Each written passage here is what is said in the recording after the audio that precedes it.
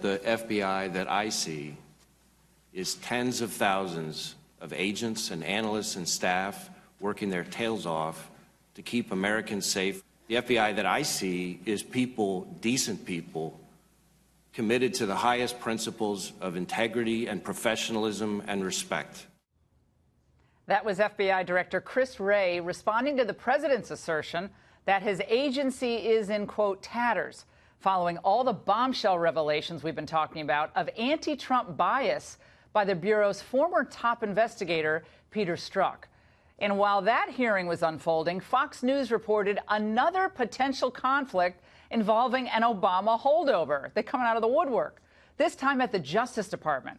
Bruce Ohr was demoted and stripped of his title Associate Deputy Attorney General yesterday morning after the House Intel Committee learned that he met during the 2016 campaign with Christopher Steele, the former British spy who authored the infamous Russian dossier. Joining us now to discuss is Republican Congressman from Florida, Matt Gaetz, and Democratic strategist Joel Payne, who was Deputy National Press Secretary and former Senate Majority Leader Harry Reid's guy. Great to see you both. Joel, let's start with you. There are a lot of people working for this investigation who are political adversaries of the president. And if the shoe were on the other foot, and this was an investigation of Hillary Clinton, and the investigation was stacked with anti-Hillary prosecutors, you guys would be going crazy. We have Peter Strzok in this case, who we've discovered has been sending anti-Trump texts during the debates. He was pretty much at every big interview. What are your thoughts on the status of the FBI now after seeing this play out? Well, it's interesting because the shoe's actually been on the other foot before, right? If we go back about 23 years to Ken Starr and his investigation, you know, if you do some research, you'll see that actually 4 of his top 5 deputies were all Bush, Scalia, Reagan appointee types. I think actually Alex Azar, who was just appointed President Trump's HHS secretary, was 4th in line to Ken Starr, and he was a Scalia law clerk. So what? So my point is you can't invalidate. Wait a second. So you can't invalidate. So Laura, you can't invalidate. Scalia, I just got to no, because you cannot equate. I clerked on the court. Now, a Scalia law clerk. By the way, Justice Scalia, I knew him well, and he hired liberals, conservatives, moderates, hired kids from all different backgrounds, as does Justice Thomas. There's no litmus test there. It's about merit. So you're saying that if someone clerks on the Supreme Court for a more conservative, judicially conservative justice, that person should be barred from an investigation? No, what I'm saying... Because I wouldn't have a problem with that. What I'm saying That's ridiculous. What I'm saying is that you're asking if the shoe is on the other foot, and I'm pointing out... None of the people...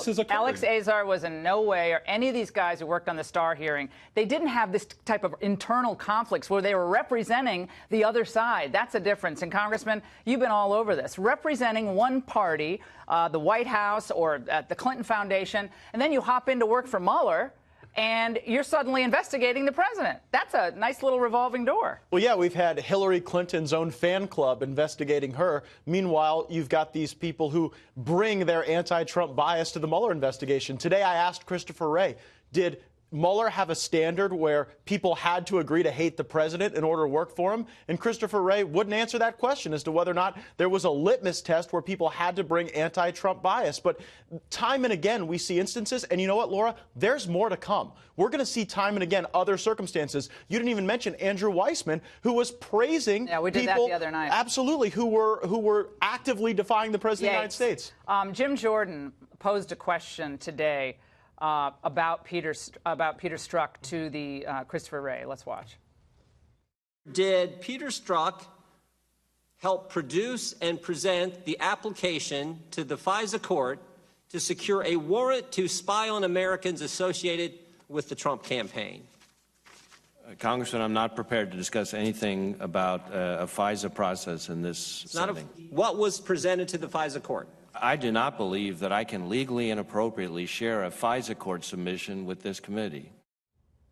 I'm not sure that's correct, actually. No, it's absolutely false. And what the FISA court does is still, you can still have a check on that. Congress can still check on what the FISA court does. You have an obligation to do that. And who submits an application That's not any type of confidential or classified information. We don't want to live in a world where the FBI can use the fact that they've submitted documents to a court as a shield to oversight. We didn't get an answer as to whether or not the FBI used taxpayer money to go buy this dossier. And Peter Strzok, who hated the president, possibly was the person who packaged all of this together, brought it to the FISA court, and launched this entire false Russia collusion theory in the first place. It's absolutely ludicrous. Strzok is at the center of all this. And if Strzok is the person who prepared this application, everything else is fruit of the poisonous tree. I was just going to say that. It was my law school days, Laura, Joel. the system is working, okay? You want accountability. We've got accountability. We've got checks and balances here. You're finding these things out. We have transparency and sunlight. Why should it be a treasure hunt to find out about Strzok? Why didn't, like, if I were Mueller and I wanted to really preserve the integrity of the investigation, in the summer when they relieved him of his duties, I would have come out and said, we found out something disturbing about a member of our team. We decided to proactively relieve him of his duties. They shipped him over to HR, which is kind of an odd place. I wouldn't have put him there. But nevertheless, I would have been very transparent about it. It wasn't Mueller who found it out, though. Instead of it was the IG. General. By the way, these aren't self-reported by Mueller. These are circumstances where we have to have outside watchdog groups and the Inspector General come in and expose this double standard. I am happy to be on the side of Bob Mueller. Bob Mueller served tours of duty in Vietnam, has a Purple Heart, has served honorably as our FBI director.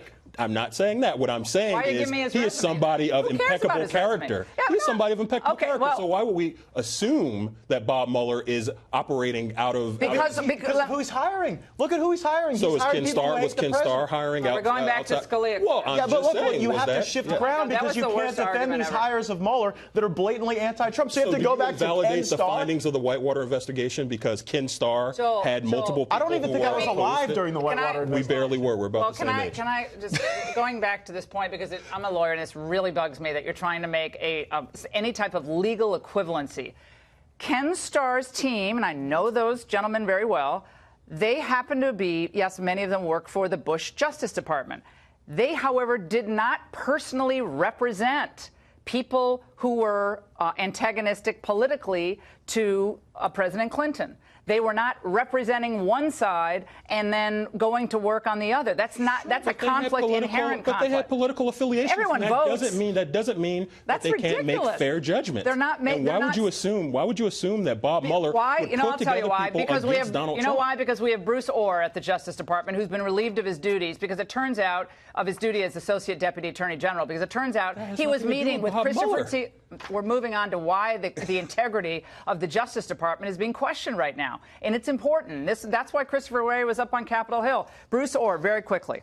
Well, it's ludicrous that Bruce Orr had this type of access and brought this type of bias to bear. And look, it would be one thing if you had one person who expressed their viewpoint, but time and again, you continue to see circumstances. Orr, Strzok, Jeannie Ray, over and over again, people who hate the president investigating him. And by the way, the double standard is evidenced in the fact that Hillary Clinton was investigated by her own fan club. Well, we're out of time, Joel. We'll have you back. It's a short segment.